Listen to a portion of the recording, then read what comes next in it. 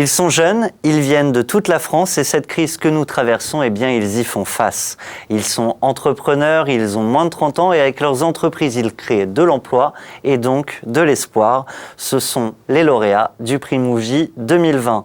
Aujourd'hui, pour ce 3e épisode de la série Confidences du Mouji, je vous propose un exemple de la jeunesse française comme vous ne l'imaginez peut-être pas.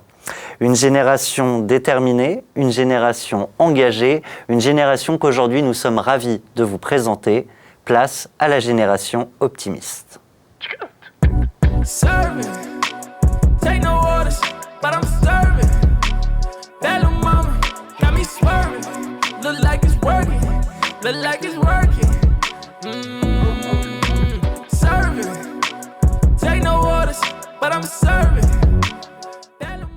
Avec moi tout au long de cette émission, Tigenia El-Khattabi, bonjour. Bonjour. Tigenia, tu es fondatrice et CEO de Kalima RP, tu es également mentor du Mouji et ensemble on va pouvoir découvrir notre invité. Bonjour Maeva. Bonjour. Maeva Bentitala, tu es fondatrice de Clever Beauty et tu es la lauréate du prix Coup de cœur du Mouji 2020. On va bien évidemment dans cette émission découvrir ton business mais également découvrir la femme entrepreneur que tu es.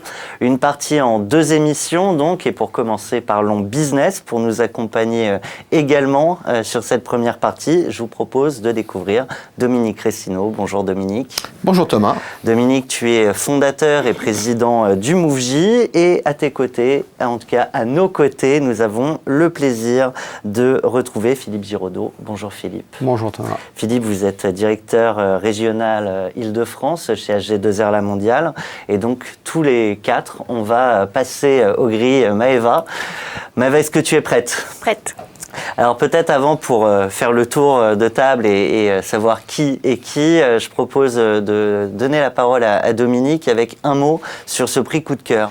Alors le prix Coup de cœur est un prix facultatif dans le Grand Prix Mouji.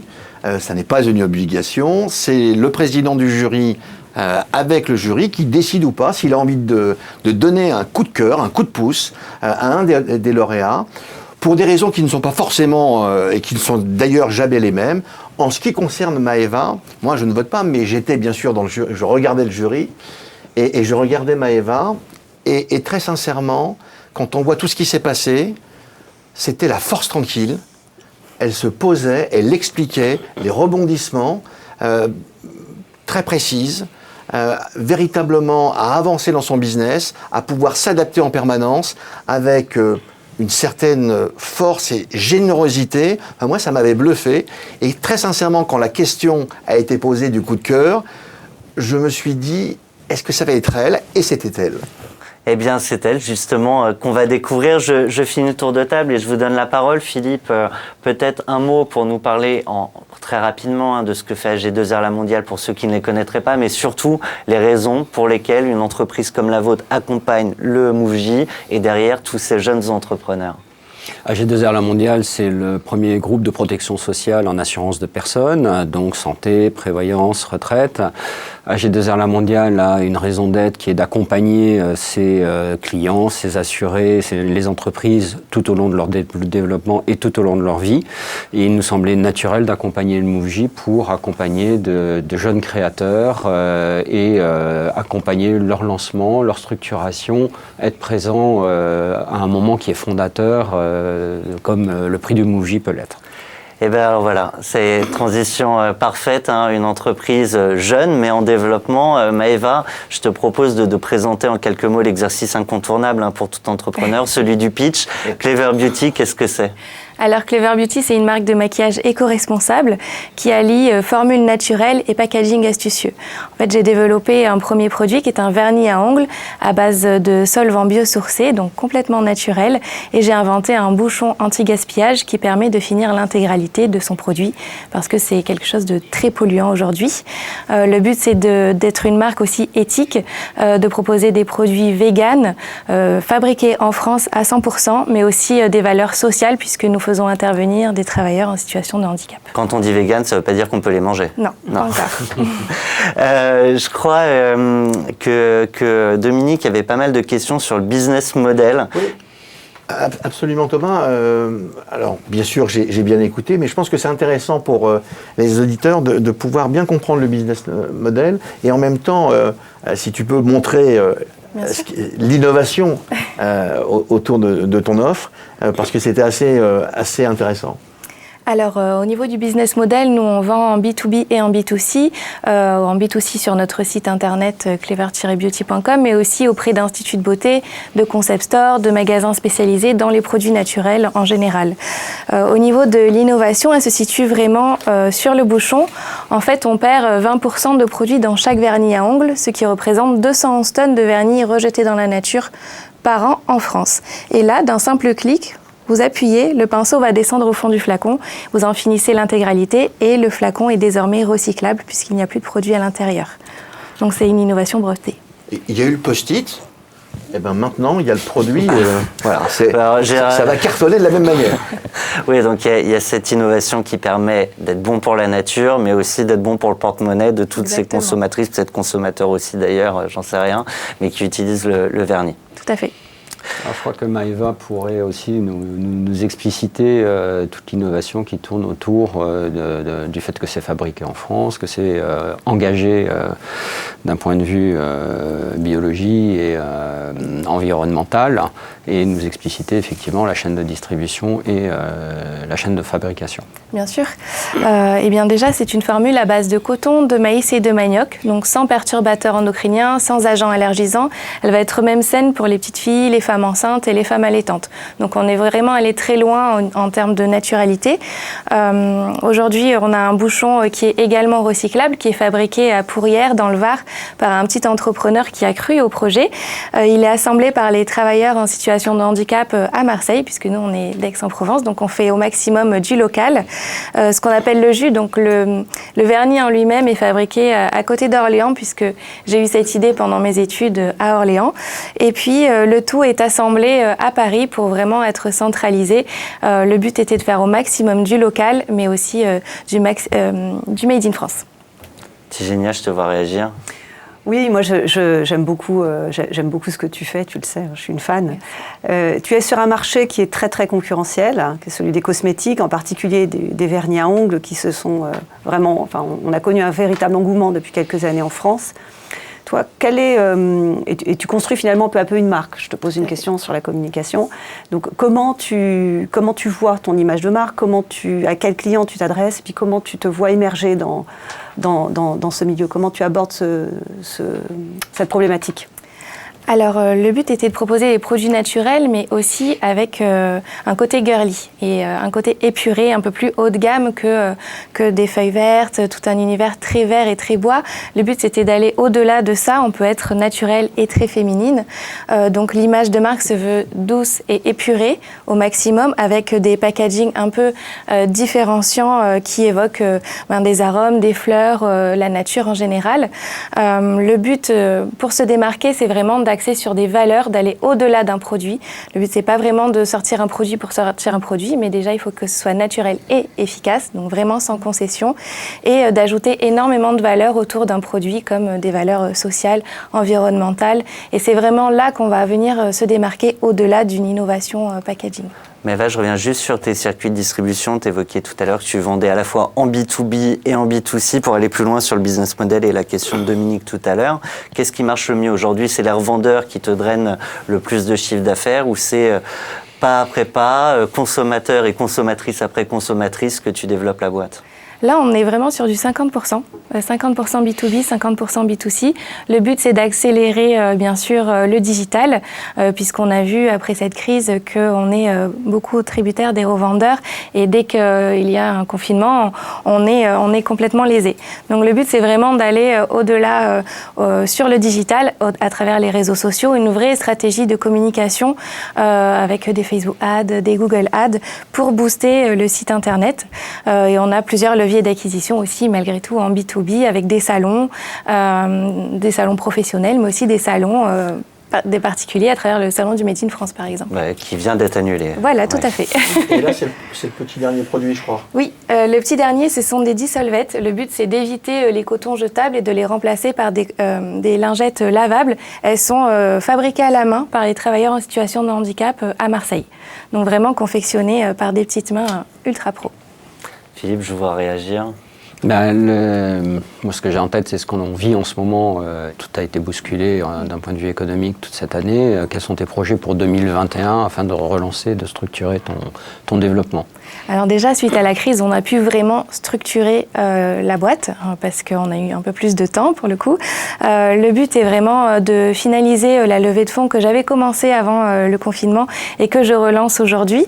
Le but est de la finaliser avant la fin de l'année pour pouvoir ensuite développer de nouveaux produits de maquillage, développer toute une routine beauté dans le maquillage pour vraiment rentrer dans le quotidien des femmes, passer à l'internationalisation aussi. On a eu une mission au Québec avec le Moji pour justement développer Clever Beauty là-bas. On va y revenir voilà. dans la seconde partie de cette émission. Juste, j'ai encore 2-3 questions avant qu'on passe à la prochaine partie. La première, c'est aussi sur je reviens encore une fois sur le business model. On est là dans cette première partie pour parler de ton business. Tu aurais très bien pu choisir de développer ton innovation en marque blanche, peut-être pour des grands du marché qui ont un pouvoir de frappe assez conséquent. Est-ce que c'est des choses auxquelles tu as pensé et auxquelles tu as renoncé? Voilà, je serais curieux d'avoir ta réponse. Alors, j'y ai pensé. C'est avec grand plaisir que je développerai un bouchon anti-gaspillage pour qu'on puisse enfin finir tous notre vernis à ongles. Aujourd'hui, je n'ai pas eu d'offres très concrètes. Donc, le but, c'est vraiment d'avoir une longueur d'avance sur mes concurrents et de prôner la marque Clever Beauty à l'international. Donc, si on ne vient pas te chercher, ça ne t'empêche pas d'avancer. Exactement. Oui, et je trouve également, c'est un peu ce qui m'avait frappé quand elle présentait tout son projet, c'est que Maëva, elle incarne Clever Beauty. Ça se sent, et je trouve qu'elle l'a pensé. Et le Clever et le Beauty. Oui, absolument. Mais en plus, voilà, je veux dire, ces produits, elle les fait faire par des personnes en situation de handicap. Il y a tout un raisonnement, il y a toute une vision et toute une posture qui est cette marque. Et qui est Maëva, je crois, sincèrement. Juste un dernier mot, tu parlais de la levée de fonds, on est dans une situation particulière, tu les sens comment les investisseurs que tu contactes en ce moment ? Eh bien, super intéressée. J'ai aussi basé ma levée de fonds sur de la love money. Donc le but, c'est vraiment de faire profiter à ceux qui m'entourent et ceux qui ont cru au projet dès le départ, de faire profiter de cette accélération que peut avoir Clever Beauty. Et je dis toujours, je préfère me dépasser pour les gens que j'aime et qui croient en mon projet, plutôt qu'à des investisseurs inconnus qui viendraient juste apporter de l'argent. Le but, c'est vraiment de grandir ensemble, en fait, et de fédérer autour de moi quelque chose de plus fort. Dominique ? Oui, alors c'est très intéressant parce que c'est un point de vue que je ne partage pas. Mais je veux dire, c'est chacun son point de vue. Alors, on a moins de 30 secondes pour débattre, donc c'est parfait. Sur un produit comme celui-ci, je pense qu'il faut frapper assez fort. Et donc, il faut des moyens suffisamment forts. Il y a un produit, ça peut se mettre en place rapidement, et les investisseurs en deuxième ligne qui vont venir, s'il y a de la love money, il va y avoir beaucoup de monde, donc il va falloir. Je pense que ça sera une perte de temps et ça sera une complication. Et donc, j'irai davantage sur quelque chose de plus direct, de plus global, des fonds, ou en tout cas des entreprises, des partenaires industriels, ça peut être le cas également, qui vont rentrer pour accompagner la croissance de Clever Beauty, parce que je pense que là, c'est davantage ça. Et par contre, offrir à tous ceux que tu aimes, effectivement, des produits toute leur vie, il n'y a aucun problème. La love money, ça peut être un effet de levier, comme le Movigy peut-être, et ce prix là que tu as, qui te donne une certaine visibilité. C'est peut-être pas que ce que tu y trouves d'ailleurs. Alors, le prix Movigy, ça apporte aussi beaucoup de crédibilité. Gagner un concours, c'est aussi ça, puisqu'on s'impose un peu dans l'univers entrepreneurial en tant que femme, en tant qu'entrepreneur. Donc, il y a aussi ce côté crédibilité, mais aussi une belle visibilité autour du Movigy. Maëva, je te garde avec nous, on va parler de l'entrepreneur que tu es. On va également rester avec Tigenia. Messieurs, Philippe, Dominique, un grand merci à vous deux pour vos questions Thomas. Et votre accompagnement des entrepreneurs au quotidien. On se retrouve, je crois, juste après ce jingle.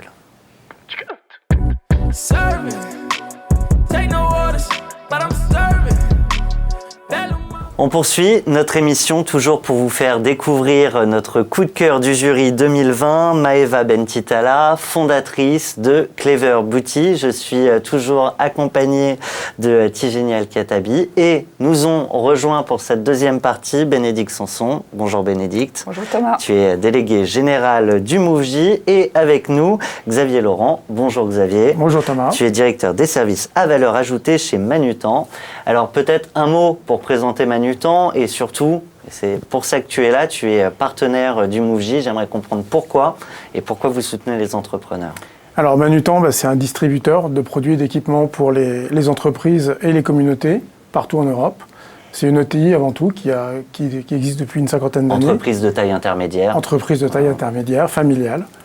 Et alors pourquoi est-ce que Manutan est partenaire du MoveJ depuis toujours? En fait, pour deux raisons. La première, c'est qu'on pense que c'est important pour une ETI installée d'aider de nouvelles entreprises, d'apporter notre expérience, parfois notre support. Donc ça, c'est vraiment la première motivation. La seconde, c'est parce qu'eux, ils nous inspirent énormément. Et on va souvent chercher à l'extérieur des bonnes idées, c'est très énergisant. Et puis souvent, on trouve des intérêts communs et on bosse ensemble. Le MoveJ, c'est cette relation mentor-mentoré. Le mentor pose des questions. Je te propose de démarrer avec une question pour notre jeune entrepreneur. Moi, ce qui m'impressionne toujours chez les entrepreneurs, et notamment dans les startups, c'est l'investissement de départ. C'est les sacrifices qu'on doit faire pour se lancer, se jeter à l'eau et presque abandonner tout ce qu'on fait d'autre. Et ma question, c'est ça. Quels sont les sacrifices que tu as faits et comment tu en fais encore maintenant? Quelle part ça prend dans ta vie? Alors, j'aime pas trop le mot sacrifice, c'est assez fort. Moi, je les vois pas trop comme ça, mais quand on est jeune, moi, je sortais de l'école, j'avais vraiment rien à perdre. Alors, j'avais mis un peu d'argent de côté à la base pour aller faire le tour du monde. Au final, j'ai décidé de faire une autre aventure, un autre voyage qui est Clever Beauty. Je suis retournée vivre chez mes parents. J'ai accepté de Premier sacrifice. Voilà. J'ai accepté de peut-être ne pas être payée au démarrage, mais c'était pas vraiment des sacrifices. En tout cas, je le vois pas comme ça et je le vois pas comme ça aujourd'hui non plus. J'en fais encore un petit peu, mais je pense qu'aujourd'hui, j'ai trouvé quand même un équilibre entre vie personnelle et vie professionnelle. Et là, vraiment, c'est à ce moment-là qu'on commence vraiment à se régaler. C'est quand même une vraie question parce qu'on met aussi de côté du temps qu'on peut passer avec ses proches. Alors, on parle de sacrifice, mais c'est aussi beaucoup de plaisir d'entreprendre. Moi, j'ai un autre sujet sur on va dire le sentiment entrepreneurial que tu peux avoir. Tu as monté la boîte seule. Souvent, on voit des boîtes, notamment qui lèvent des fonds, ils arrivent en équipe. C'est aussi un ping-pong entre associés. J'aimerais savoir comment tu le vis. C'est aussi des avantages, des fois, de monter seul, mais j'aimerais ton avis là-dessus. Eh bien, quand on est seul, l'avantage, c'est que la prise de décision est ultra rapide. C'est entre moi et moi-même. Après, j'aime pas dire que je suis seule parce que je suis beaucoup accompagnée avec le MoveJ. J'ai d'autres mentors aussi dans d'autres domaines. Je fais partie d'une pépinière d'entreprise, donc dans un univers très dynamisant avec plein d'entrepreneurs. Donc, en soi, je suis seule, oui, mais j'ai une super équipe aussi autour de moi. Donc, j'avance jamais vraiment seule. Et ça, c'est bien. Quand on est une femme entrepreneur, souvent sur les plateaux de télévision, on n'échappe pas à la question de l'entrepreneuriat féminin. Alors du coup, je vais poser la question peut-être différemment et en deux temps. Est-ce qu'un homme aurait pu penser et développer une boîte comme Clever Beauty? Et autrement, est-ce qu'on peut se lancer dans un produit qu'on ne connaît pas parce qu'on n'y a peut-être pas trouvé du coup un manque, ce qui a été ton cas? Oui, alors il faut savoir que la plupart des entreprises de cosmétiques sont quand même portées par des hommes. Donc bien sûr, Clever Beauty aurait pu être pensé par un homme simplement en voyant sa femme ou sa fille rencontrer cette problématique. C'est pas parce qu'on connaît bien un produit. Moi, j'étais technicienne de laboratoire, donc la formule, ça me parle, mais par contre, le packaging, pas du tout. Donc j'ai appris en autodidacte. Donc il est possible qu'un homme puisse faire la même chose de son côté, bien sûr. Vous étiez toutes les trois, je crois, d'un voyage au Québec pour porter l'entrepreneuriat féminin. Peut-être on peut en dire un mot. Je crois, Tigénia, tu en faisais partie. Absolument, et donc on a eu le plaisir de se rencontrer à cette occasion, et puis on s'est revus à Aix, dans cette belle pépinière. Oui. Et donc on entretient maintenant des relations, on a formé un groupe qui est assez dynamique, où on échange beaucoup de choses. Et finalement, c'est assez curieux de se retrouver tous à cet endroit-là. Qu'est-ce qui t'a amené, toi, Maeva, à dire oui à ce projet de voyage au Québec, à cette mission? Alors, mon but premier était vraiment d'aller au Québec pour valider un marché, voir comment s'articulait le réseau de distribution là-bas, qui est complètement différent de celui de la France, et voir s'il y a vraiment un besoin en termes de produits naturels et de vernis à ongles naturels aussi. Il s'avère que oui, mais j'ai découvert autre chose en allant là-bas, des femmes formidables avec qui on a créé vraiment une dynamique et des échanges même pendant la crise sanitaire. Et ça, vraiment, je m'y attendais pas et ça, c'était vraiment exceptionnel. Donc ça reste un prétexte, mais l'ambition, elle est business quand on part d'un voyage comme ça. Ouais, donc justement, Maëva, cette mission au Québec, c'était pour nous le lancement d'un grand plan d'accompagnement pour les femmes entrepreneurs.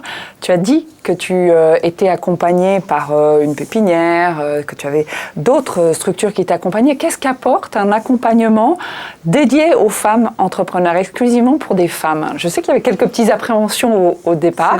Qu'est-ce que ça vous a apporté?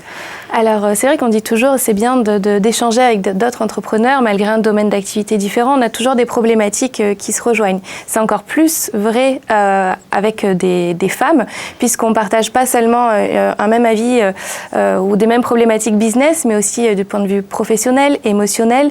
Et on a vraiment développé limite une sororité, un soutien qui est beaucoup plus fort, je trouve, entre femmes que dans des réseaux un peu plus mixtes ou un accompagnement plus mixte.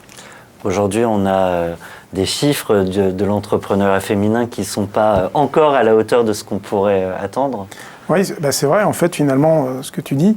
Mais au final, quand on regarde les chiffres, il y a quand même beaucoup moins d'entrepreneuses que d'entrepreneurs, notamment dans les startups.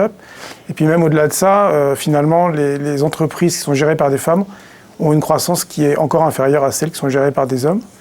Moi, ça m'interpelle. Mais et toi, du coup, est-ce que tu partages le constat? Et puis, comment tu te positionnes Pour la question de la croissance, vous n'avez pas encore vu celle de Clever Beauty.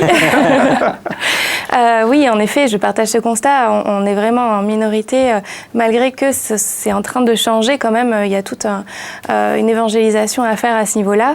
Moi, j'ai envie de dire, vraiment, lancez-vous. Enfin, il n'y a pas de raison qu'une femme ne réussisse pas autant qu'un homme. On n'a vraiment rien à perdre, en fait. Donc, Derrière la question de Xavier, il y avait cette notion d'ambition quand même. Alors là, on voit bien, quand tu dis « attendez de voir les résultats de Clever Beauty », l'ambition, elle est là, mais c'est quand même souvent un sujet. C'est vraiment effectivement un sujet et c'était une des raisons pour lesquelles on emmenait ces 15 femmes au Québec. C'était pour les aider à oser leur ambition d'entrepreneur. Et donc, on a envie effectivement de vous voir avancer dans cette voie-là et de vous voir prendre la place de rôle modèle. On a besoin de femmes qui réussissent et de femmes qui osent affirmer leur ambition. Alors c'est quelque chose qui n'est pas toujours évident à faire. Toi, comment tu te vois effectivement, Maëva? Est-ce que devenir un rôle modèle, c'est quelque chose qui te parle? Ah oui, j'aimerais beaucoup. En effet, le but, c'est vraiment de consolider cette entreprise pour que si j'inspire quelqu'un, il puisse se référer à de bonnes bases, en fait. Être un rôle modèle, c'est un peu le Graal, on va dire.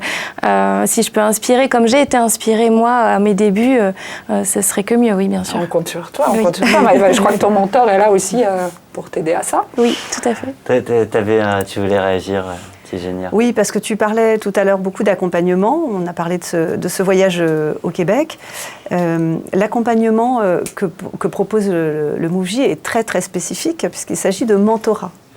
Et c'est vraiment, en France, voilà, le pionnier du sujet de manière aussi large. Toi, finalement, tu es mentoré depuis un moment. Qu'est-ce que ce dispositif t'apporte dans tous les jours, dans la construction de ton entreprise, mais aussi sur le plan personnel, de développement personnel, parce que la réalité de l'entrepreneur, elle est celle-ci, elle est indissociable. Alors, ce qui est bien dans le mentorat, c'est qu'on ne va pas nous apporter des conseils. On va justement, le mentor va justement être là pour poser les bonnes questions, pour qu'on ait cette prise de recul nécessaire pour voir vraiment notre entreprise de façon très globale. Et la prise de recul, on n'a pas l'habitude de le faire. On est toujours la tête dans le guidon et c'est des moments de pause pendant 2, 3, 4 heures qui nous permettent vraiment d'avoir cette vision extérieure et de pouvoir se poser ensuite les bonnes questions. C'est pas que 4 heures d'accompagnement, c'est des questions qui se travaillent, qui nous fait travailler vraiment sur le long terme et ça c'est vraiment la force du mentorat, je pense, pour moi en tout cas. Tu es entrepreneur, tu es spécialisé dans les formules. Du coup, c'est quoi la formule magique d'un bon entrepreneur à tes yeux? Alors, je ne sais pas s'il y a vraiment une formule magique. Moi, comment je vois... Sans édulcorant, en tout cas. Voilà. Comment je vois l'entrepreneuriat aujourd'hui? Moi, j'ai toujours rêvé de créer l'entreprise de mes rêves, mais surtout l'entreprise où on aurait envie d'aller travailler. Le but, c'est que mes collaboratrices ou mes collaborateurs aient envie de venir au bureau avec le sourire, et c'est le cas aujourd'hui. Donc, je pense que cette partie-là, j'ai un petit peu réussi. Je peux te dire que même après, ils reparlent encore en bien de toi. J'ai embauché quelqu'un qui vient de chez toi. Donc, tout à fait. Mais ça, c'est vraiment pour moi l'ADN d'un bon entrepreneur en termes de management. Un projet avec des valeurs qui portent un petit peu autre chose que juste un business. Et c'est ça vraiment que j'essaie de développer au sein de Clever Beauty. Et aux jeunes femmes qui n'osent pas passer le pas, qu'est-ce que tu as envie de leur dire aujourd'hui pour qu'elles y aillent et qu'elles y aillent en osant dire qu'elles ont envie de faire des grandes choses et des belles choses? Ah, mais lancez-vous, on n'a tellement rien à perdre en fait. Au pire, vous réussissez. Au pire. Voilà. Et si jamais vous échouez, vous aurez vécu un très très beau voyage, une très belle aventure, et vous ferez des conférences sur l'échec. On ne sait pas. C'est là la force de Maëva. Voilà. C'est vraiment cette force tranquille dont parlait Dominique tout à l'heure. C'est vrai qu'elle a une posture un peu de rock, hein, et je pense que c'est une grande qualité pour ce que tu fais. Merci. Et sur ces belles paroles, je pense qu'on peut conclure en te félicitant. Merci. Maëva, bravo. Je le rappelle, prix coup de cœur du jury 2020. Vous l'aurez compris, derrière vos écrans, on entendra encore parler de Maëva Bentitala, fondatrice de Clever Beauty, dans les prochaines années. Merci également à vous trois de nous avoir accompagnés pour cette émission et d'accompagner les jeunes entrepreneurs dans leur ensemble. Quant à vous, je vous donne rendez-vous très bientôt pour notre prochaine émission. Ce sera le jeudi 5 novembre à 18h pour l'épisode 4 qui sera dédié aux lauréats du prix 100 jours. Merci à tous. Take no orders, but I'm serving. That little mama got me swerving.